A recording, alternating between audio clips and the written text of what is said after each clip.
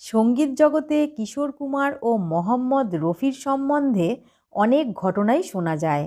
তার মধ্যে আজ এমন একটি ঘটনার কথা বলবো যার মাধ্যমে জানা যায় এই দুই শিল্পী শুধু সঙ্গীত জগতেই মহান ছিলেন না, তারা মানুষ হিসাবেও মহান ছিলেন। চলুন শুরু করা যাক আজকের গল্প।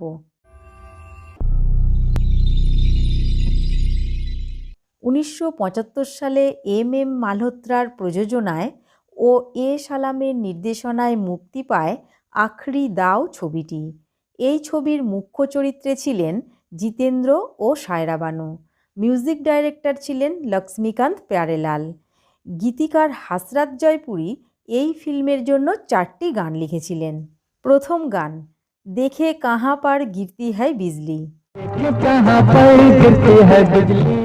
দ্বিতীয় গান, ऐसा ना हो के।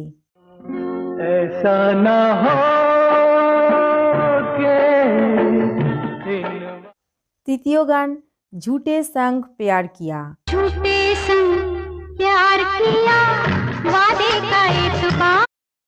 এবং চতুর্থ গান, তুম সঙ্গ প্রীত লাগাই। এই গানটি আশা ভোসলে গেয়েছিলেন।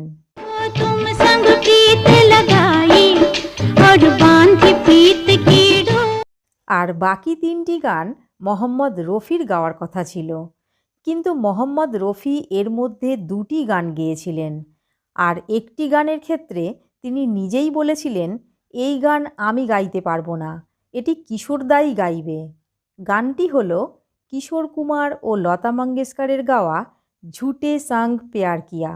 যখন এই গানটি নিয়ে লক্ষ্মীকান্ত প্যারেলালজি রফি সাহেবের কাছে যান, তখন রফি সাহেব সেই গানের সুর শোনেন এবং গানের প্রয়োজনীয়তা উপলব্ধি করে লক্ষ্মীকান্ত প্যারেলালজিকে বলেন, আমি এই গানটি গাইতে পারবো না, আমি এই গানটিকে সঠিকভাবে ফুটিয়ে তুলতে পারবো না। এই গানের মধ্যে কয়েকটি জায়গায় ডায়ালগ আছে। কিশোরদা যেমন ভালো গান গাইতে পারেন, তেমনই সুন্দর অভিনয় করতে পারেন, তাই কিশোরদাই একমাত্র এই গানটি গাইতে পারবেন। এরপর কিশোরজির কাছে এই গানটি নিয়ে যাওয়া হয়। অবশেষে কিশোরজি লতা মঙ্গেশকরের সঙ্গে ডুয়েট গেয়ে গানটি ফুটিয়ে তোলেন। চলুন গানটির এক ঝলক শুনে নিই। माफ कर दो बाबा, अरे भूल हो गई, हाथ जोड़। आदमी हूँ आदमी, चलो झगड़ा छोड़ो, तुम्हें मेरी कसम, हाँ तुमसे ही प्यार किया किसी।